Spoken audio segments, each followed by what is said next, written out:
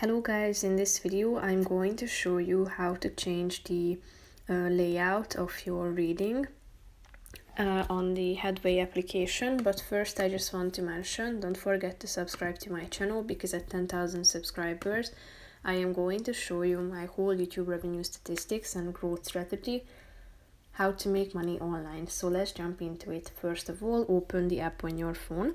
After that you should tap on the Discover or Library button to search for a reading. Tap on it. Tap on the Read button down below in the right side. And after that you should wait till it's loaded in, and then click on this double A icon that you can find in the upper right corner of the screen.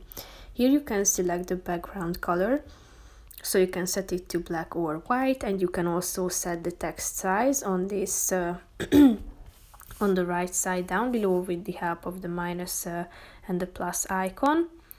And if you want to, you can also check out the contents, so the key points and insights. So that's pretty much it for this video, guys. See you in the next one. Bye bye.